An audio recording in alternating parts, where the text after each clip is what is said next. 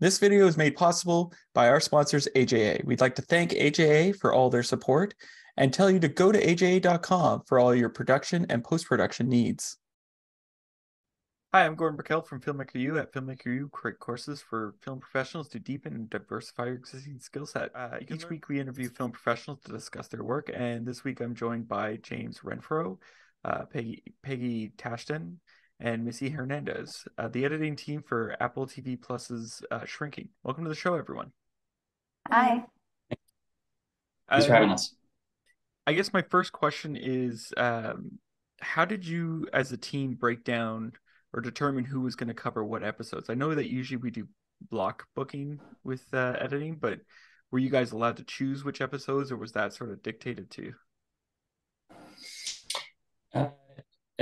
I'll start if that's okay. Yeah. So I did the pilot. I had worked with Bill and one of the producers, Kip, in the past on a pilot. So they asked me to come along.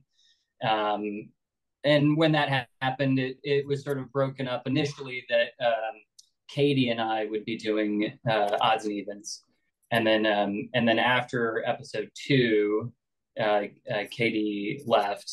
Missy did 4, and then Peggy came in and did 6, 8, and 10.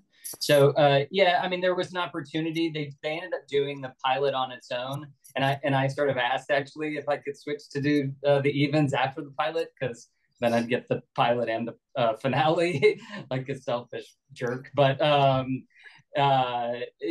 we stuck with the odds and the evens, and I think it worked out pretty well. You're really lucky that the other editors didn't boop you at the end. I'm sure they thought about it.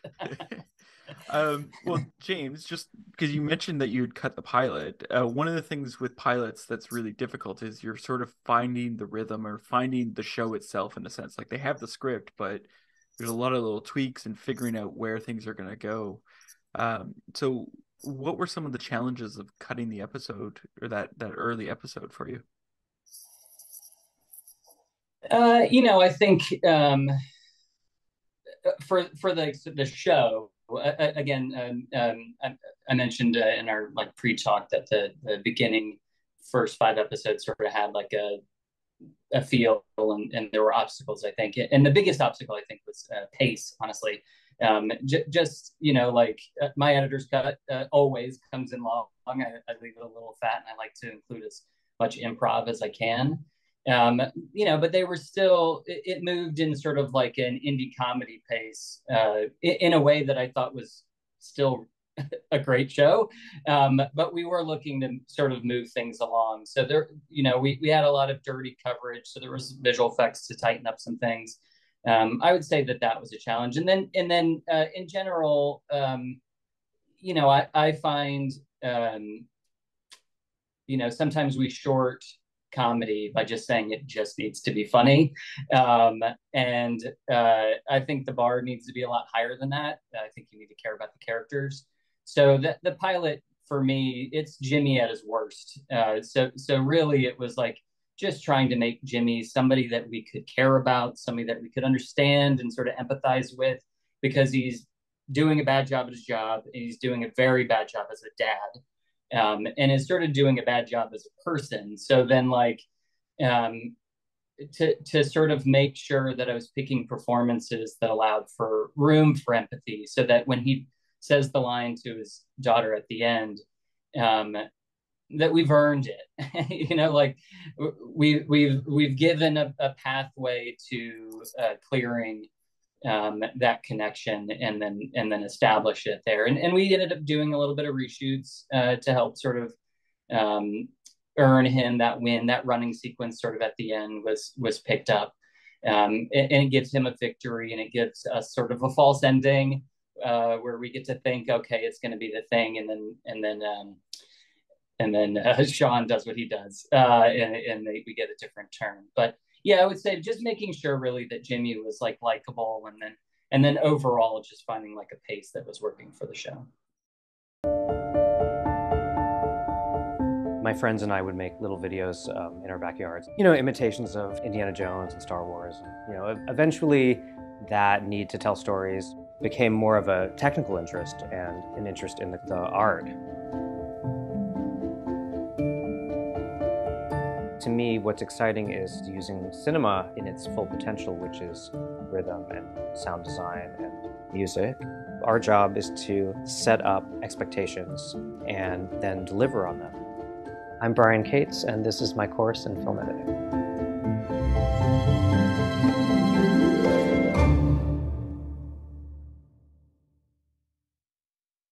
Well, it's interesting because I didn't notice any problems with the pace. Like it felt like it, like you said, it just felt like it flowed. So, yeah, I think the ladies here did some solid work on two, and on episode two, I mean, and episode one found it, but yeah, it took us a little bit of time, I think. Now, and if you don't want me to talk about this, but you would let me know. But I just want to know because you had mentioned that like the first five were sort of cut in one approach, and the second five, oops, sorry, and the second five in another approach. What was the shift in that, in terms of like tone? Well, it wasn't necessarily approach. It was like partly it was personnel. So like losing the editor was like around Memorial Day. I was at camping and got a call. Popped through my one bar and was like, "Hey, we need you to come back." So we sort of scrambled our way through two, and it was sort of like until Peggy showed up. Missy and I were like a two-person team. So editing, we were just trying to stay afloat a little bit. And then I think from the writing perspective, there was again like just trying to find some of what was working in those first five episodes for characters. How do we make sure that like the relationship between Liz and Jimmy is clear and defined, so that we can then, now that we have that relationship, like allow it to flourish. I just think it was more of that than really anything. And then we learned that with the sort of dirtier coverage, it was harder to pace things up. So we ended up with a little bit more singles in some of the later episodes, and the coverage got a little bit easier to sort of manipulate. Now, one of the things that's really enjoyable about the series is this sort of slow evolution. Like you're watching these multiple characters shift and change over the series and deal with their challenges. But I'm wondering, like, how did you guys as a team work together to make sure that that felt realistic and felt authentic? I mean, I think we mostly just were talking about, does this make sense in this one, in one episode, he's like this, in the next episode, I think episode 2, for example, it's like Jimmy, we were worried, is it like Sean gets into a fight at the end of episode 1, and episode 2 sort of started with him in the kitchen with his daughter, and with one throwaway line about Sean in jail. Was that enough for us to feel like he cared that he sent his patient to jail, basically?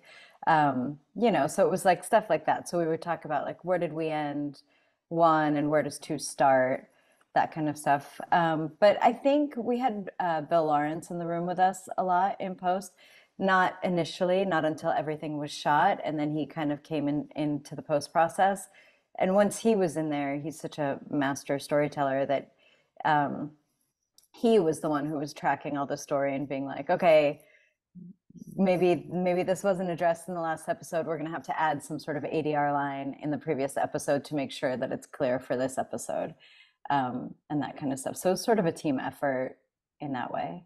So what was that, or I guess, how did you work with Bill Lawrence? Because like he's kind of, he's created all these amazing shows. And so I'm always interested, like what is that working relationship like in the cutting room with him? His process is cool because he'll watch your cut and he'll be like, this is great. How do we make it funnier? And then it's like you're kind of picking out looks, or are we cutting to a line faster, or are we giving more air before a line? just these like minuscule ways. Honestly, it was like a master class in editing comedy because it was just finding these minuscule ways to uplift what we already had that was already good and just making it better, which I think is why some episodes went from feeling a little bit like indie pace to just being like a laugh a minute, you know, like yeah, he was just good at finding those little moments to really make the audience laugh. And he wanted to laugh. I think that's the thing. When he's watching, if he's watching a scene and he's like, okay, that was a great scene, but I didn't laugh once. What can we do? And then you're like digging through material with him, and it's a laborious process, but it was really cool to see how it changed the material. It sounds really interesting because like I was trying to do research for this interview, and um any interviews with Bill Lawrence, everyone would be like asking him about his process and everything, and he always said in all the interviews I was finding, he would be like, listen, like the only reason I have this run of success is because I find people who are really good at their jobs, and then I work with them and let them sort of take it. So like his whole process, the way at least he was talking about it, was sort of like, I've got a cinematographer, let's see what they suggest. I got an editor, let's see what's. It sounds like that's what it was like in the editing suite for you guys. Yeah, I mean, he definitely is open to our thoughts and is often asking, like, "What do you think? What do you think? What do you think?" He does that for the PA. He's happy to ask anybody their opinion because we're all audience members, so we all have valuable opinions. I will say that working with him, it was like the I didn't have a script. I didn't have any information when I accepted the job. I had just worked with him before and thought he made me a better editor. The pilot I had done years ago was Brett Goldstein was in it as like an Elon Musk character, and I found the experience to be enjoyable. He cares about his family, so our days weren't like overly offensively long, which is not always the case. So uh, he's a smart guy who knows his stuff with comedy and is generally, I think, patient and kind in the process. So yeah, I hope I get to keep working with him. Well, I heard it got picked up for season 2, so Yeah. yeah. Now I guess Missy, we haven't heard from you, so I wouldn't mind hearing how how do you find that balance of drama and comedy in the show?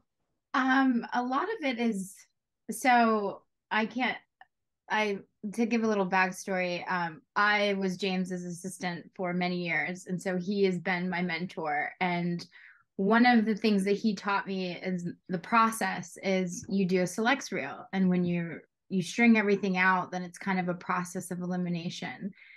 And by doing that, you can really kind of feel the flow of the scene. And a lot of times we were able to keep the balance between the drama and the comedy, being able to see every single take strung together was super helpful. And also, thankfully, I feel like our cast, by the time we got to episode 4, had really found their flow. And so I feel pretty lucky that I had so many takes that were so good that it was just kind of feeling out what worked best in that moment. Like the scene that I had of Liz and Jimmy yelling at each other from the patio. Yeah. It's just like I felt so lucky that I was like, this can go so many different ways. And what's awesome, we were talking about Bill, is that the shot from when Jimmy turns around towards the end and he's like, Liz's purpose, that wasn't in the script. And Bill told the director, James, we need to put a camera looking out on the patio from inside the house. And so he actually came up with that all that day. And I feel like that really kind of sold that scene at the end. But yeah, it's definitely, I feel like we got with the performances was pretty easy because they're all so really good. No, Yeah. sorry. Yeah, I was just gonna say, hopping on that really quickly. The actors are incredible. Like Luke, who plays Sean, I had only seen him on Floor is Lava, and he just crushes it. Lukita, her performances, that speech she gives to Jimmy in the pilot about this isn't enough. Like, first episode, that was like, I don't know what day it is. It's been a while, but early on, it gives you the opportunity to like really connect to the people, and when they're able to deliver those things, it does give you the opportunity to sort of get surprised with laughter. And that's one of the things that I love about this show, and I think there was plenty of talk about it within the like team. Certainly, I remember Kip mentioning it several times. Is that part of it? It was the hope that like you have these sort of intense emotional moments, and then you get to undercut it with like, you don't know how to cook,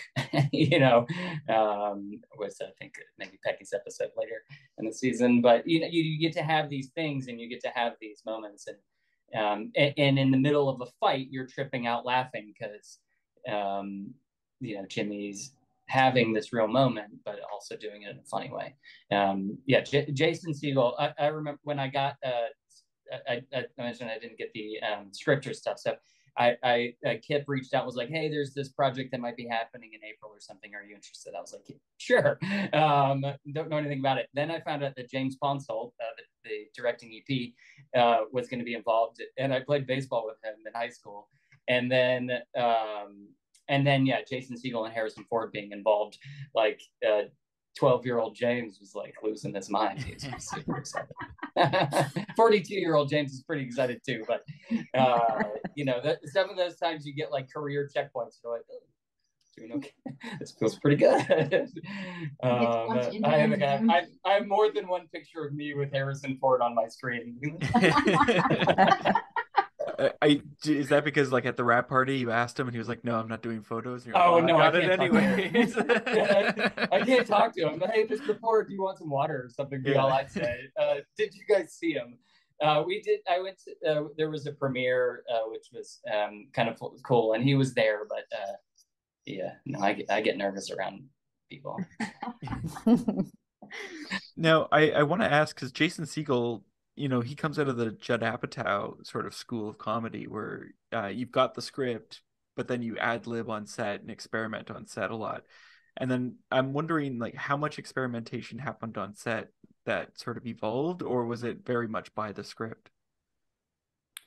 I think most of the time they would, do at least 1 or 2 takes where they went by the script, and then they would like add flourishes here or there. They would add alt lines sometimes, and there was always a writer on set, and our showrunner is one of the writers as well, and so he was always there kind of throwing out some ideas. I think a lot of the directors also had worked with Bill before and knew, and if Bill wasn't on set, they were suggesting things for the actors to try, like different ways to react to something or different lines to say, different jokes, and a lot of them ended up going in. It was basically, when you got the footage, it was what made you laugh the hardest, and that's the one you kind of cut in. And then when we were in the editing room with Bill, it was like, okay, that one didn't make him laugh. What made him laugh the hardest? And then you might swap it out. But I'd say like 70 to 80% of the ad libs made it into the show for my episodes, at least. Was there a particular one that you guys really enjoyed, or that couldn't make it in, or for whatever reason ended up on the cutting room floor?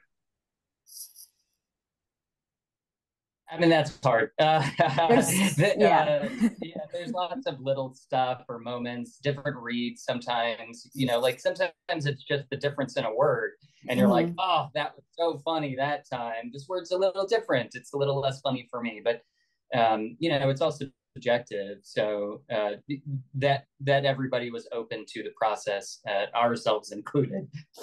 I think it ultimately makes the project better. There was a very clear understanding that everybody's goal was to improve the project.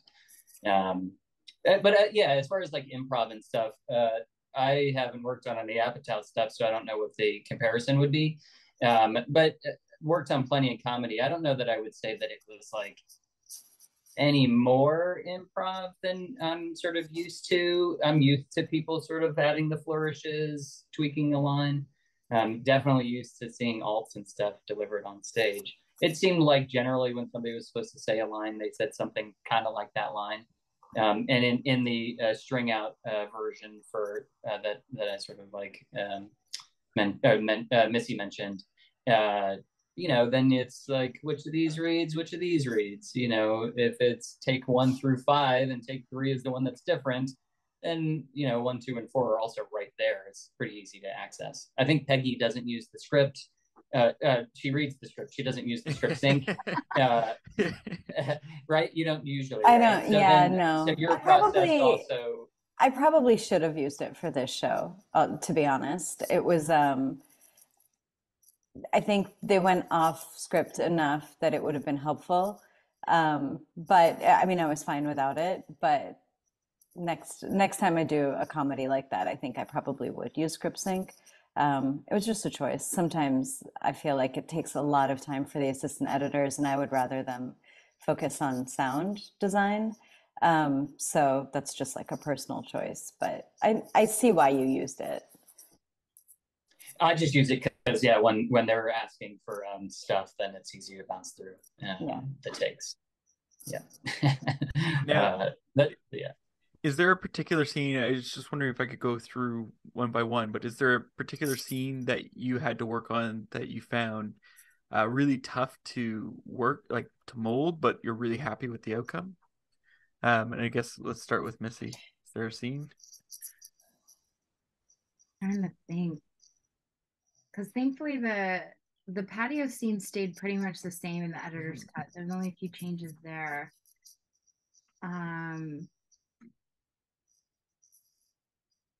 A basketball scene with Liz and that was one of those simple things that ended up not.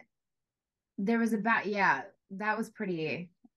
So Liz, she comes over to meet Gabby, and that one kind of it was real short, but it ended up being kind of a bit. They wanted a bit more back and forth to really create the tension between Gabby and Liz, and with the continuity with the basketball shooting at the beginning was a little bit like wonky. But thankfully, Liz is very good at basketball. Most of her shots. But then it's like, how do you get him to run back and grab the ball and come back? But so the one thing I do wish they did is cross shoot in the show. On season 1 they didn't. We were trying to sweet talk Bill to do that for season 2, because you really do lose a lot of improv when they don't cross shoot.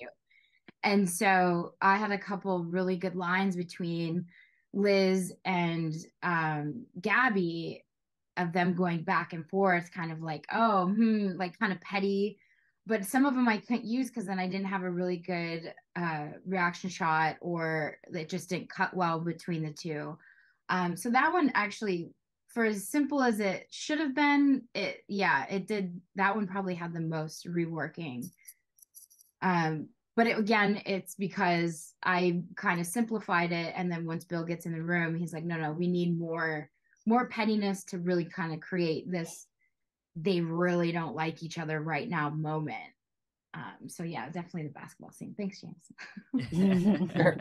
It also helped. I think Peggy mentioned sometimes he's looking for comedy.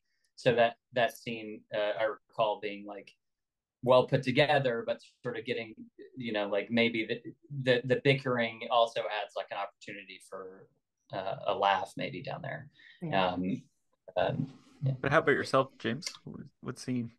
I would say sort of like all of Act 1 for episode 7. Episode 7. Wow, very specific. Episode 7. I feel like that episode turned out really well. But the edit of the wake up for Jimmy and Gabby in the bed, and the jumping around and the getting dressed and all of that stuff, from like a continuity nightmare or continuity perspective was a nightmare. You know, it was basically one camera like running around trying to find stuff. Testament again to Jason Segel.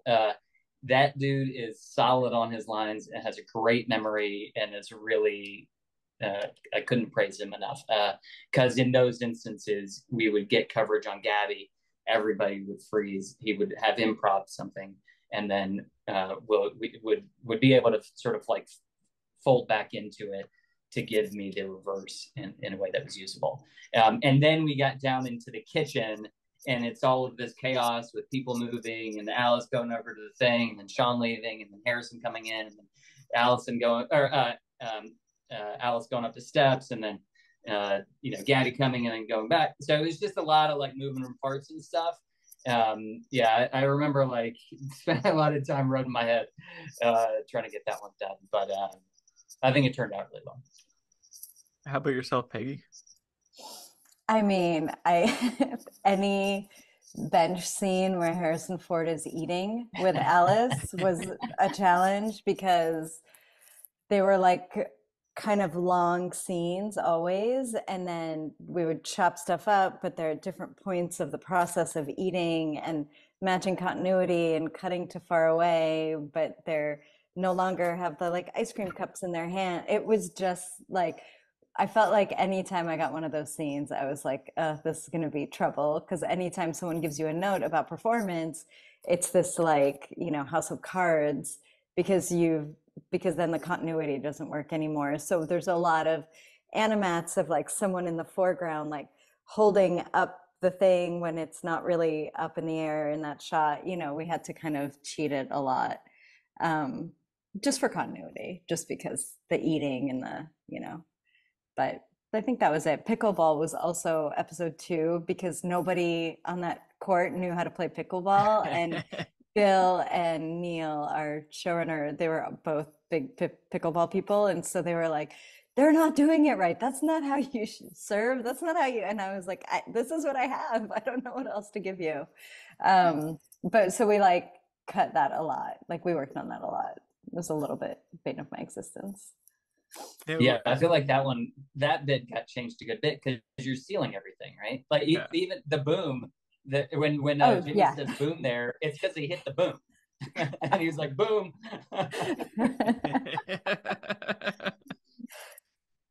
Yeah. I think all 3 of us took a stab at that scene, right? Like all 3 of us have a version of pickleball that we did, because it was just like not. And in the end, it was just about cutting it really fast and really short. So. Now, Paul is, if I'm not mistaken, is based on a real therapist. There's a new documentary on Netflix. Yeah. Now, when you guys are working with people who are real or based on real people, like, is that part of the conversation as you're cutting it, like trying to be respectful of the real person? I think he was loosely based. I don't think it was meant to be like a caricature of him at all. He just, Bill knew him, and you know, he's a therapist, grew up, you know, blue collar, and is a therapist who has Parkinson's now. So he's kind of stole those elements from it. Mm-hmm. But apparently he really loved it, according to Bill. So that's great. Yeah. That's good. There were some conversations at least early on about sort of the level of Paul's like Parkinson's, how visible, you know, like it can have an impact on your speech. So do we want Paul stuttering? How much? You know, we're also balancing Harrison Ford as being Harrison Ford. So we want stutters to feel like real if they're happening. You know, we certainly were mindful of making sure that Harrison came off like Harrison. You know, so there was a, you know, like handshake. Sometimes I might pick a wide because his hand vibrated in a way that felt believable and subtle, so that we just sort of got like little hints of it. As the season progressed and it became more of a story, then we leaned into it. But certainly in those early episodes, it was at least somewhat of conversation. Not exactly because of stunts, but just because of the character. Yeah. Now, I have one last question for you three. What would you say is your favorite guilty pleasure film to watch? Should I go first? I love Spaceballs. I That's watch a great it one. frequently. It makes me laugh. My kids watch it, even though there's a lot of inappropriate language in it. Yeah, I think that's my guilty pleasure. How about yourself, James? I mean, I don't know how bad I feel about it, but Notting Hill, I will probably like watch forever. If I was on a desert island movie Love in it. there, it's one of the reasons I wanted to edit the